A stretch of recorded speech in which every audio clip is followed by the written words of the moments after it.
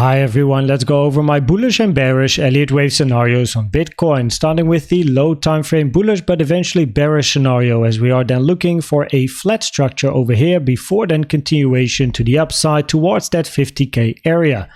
In this scenario, wave A is a flat structure and then a 3 and then a 5 wave move to the downside.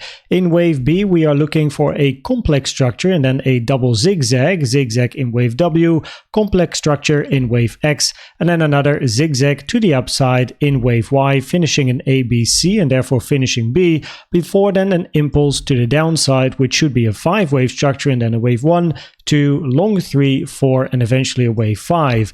And what is interesting about this scenario is that the wave C in a expanding flat tends to be very quick and very high volume as well, which can induce fear. Quick move to the downside, people selling, people becoming fearful for lower prices, but that is then the liquidity that you want to absorb and get a move towards the upside. Now, if we look at the target areas here for a zigzag to the upside inside this wave Y, we can pull a trend-based fib extension from the low to the high of A to the low of B, and then the most common target area for your wave C is between the 1 and the 1.236, which is between 44.7k and 45.4k, with the 1.618 also still being a target, which is in confluence with the 1.38, which is a target for a wave B.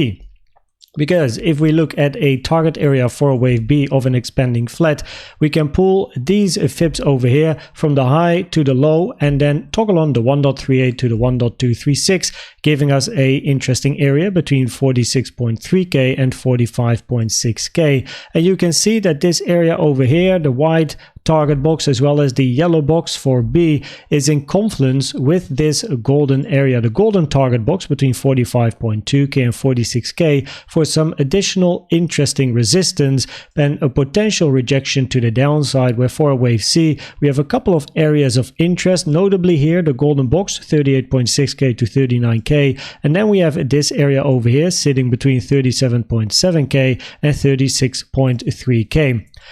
Something I do like to mention, which is not ideal but does not invalidate this scenario, is the 0.7 that you see on the chart. This 0.7 is taken with a Fibonacci tool from the low over here to the high of wave W.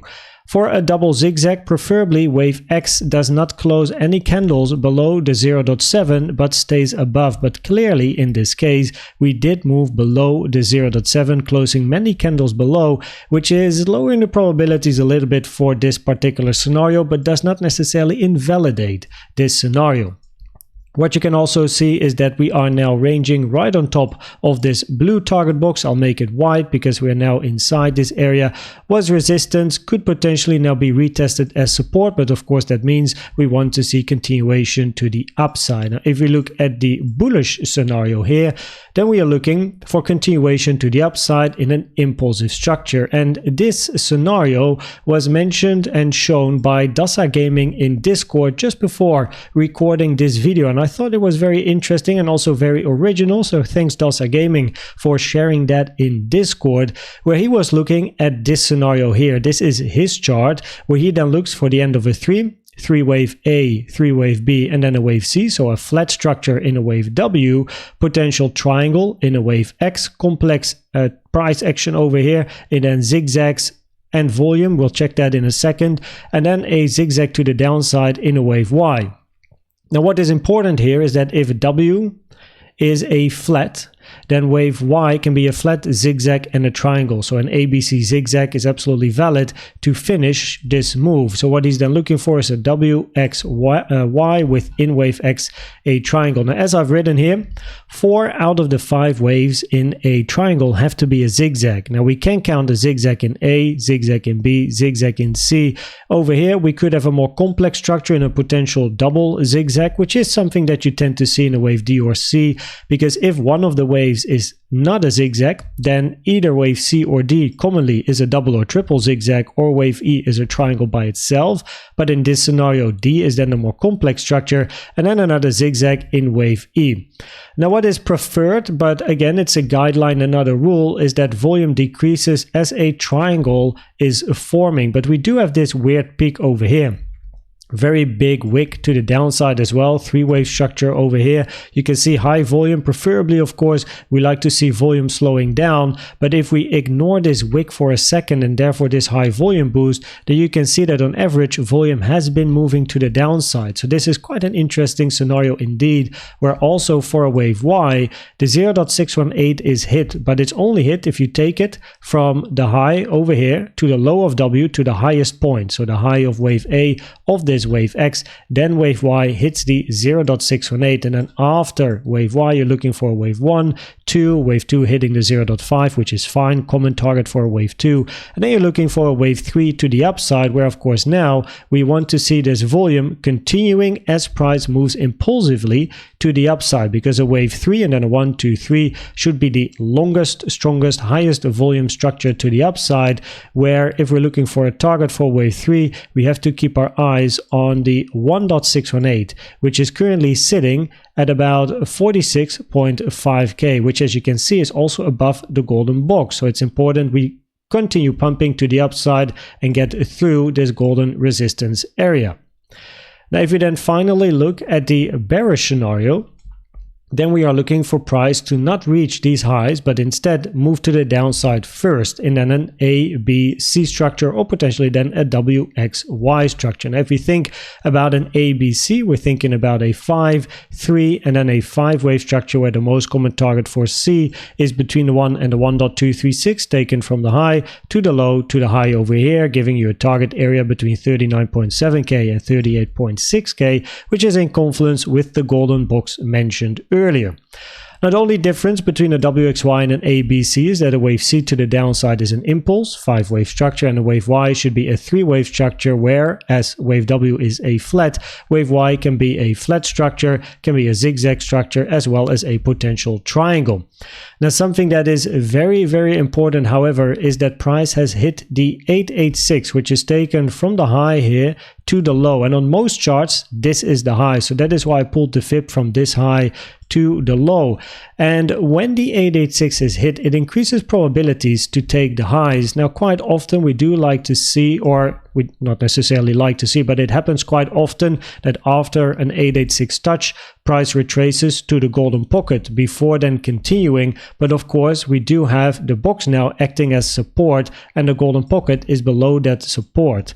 Now after the 886 touch, any move to the downside has a higher probability of being a C or Y, increasing probabilities that we will continue to see higher prices later, right? But in general, when the 886 is hit, probabilities increase to see price going to higher highs. If we then finally look here on the micro time frame, then we have to keep an eye on the volume and the potential impulsive count. If we here count this move to the upside as an impulse and potentially a 1, 2, 1, 2, 3, then we want to see at least 4s and 5s to continue the trend. Currently, the highest amount of volume is in the latest push towards the upside. So for an impulse, we actually want to see a wave 4, another wave 5, and then on lower volume. If this move to the upside would increase in volume, then we are simply going to drag these fibs towards the upside, and all the time we are looking for a 4 and a 5 till eventually we get a new high, but on lower volume instead of a new high on higher volume. Now as you can see, these fibs over here pulled from the low to the high, acting as support. The 0.5 over here is a wave 4 target, again taken from the low to the high for then a potential wave 4 and a 1, 2, 1, 2, 3, 4, 5, and then preferably another 4, 5 later on. If price would move to the downside now and hit the 0.618, it would increase probabilities to look for lower prices, unless it could potentially be another 1, 2, and then continuation to the upside, but that is at the moment not really something I'm looking for. So preferably price is holding the 0.5 and does not touch the 0.618, which is sitting at 43.3k. If we look at the CVD divergences, then these two CVD divergences over here have now played out. Locally, the target of this bullish CVD divergence was this high, of this bullish CVD divergence was this high, and these highs have now been taken. As you can see, we still have the very big bullish CVD divergence between this low here and the higher lows on the chart, where the target are these highs, which as you can see are not yet taken, but in confluence with the 886 being touched, probabilities probabilities are high to look for higher prices on the medium time frame. Again, even if price would move down, it's then a C or a Y. We're looking still for higher prices to come.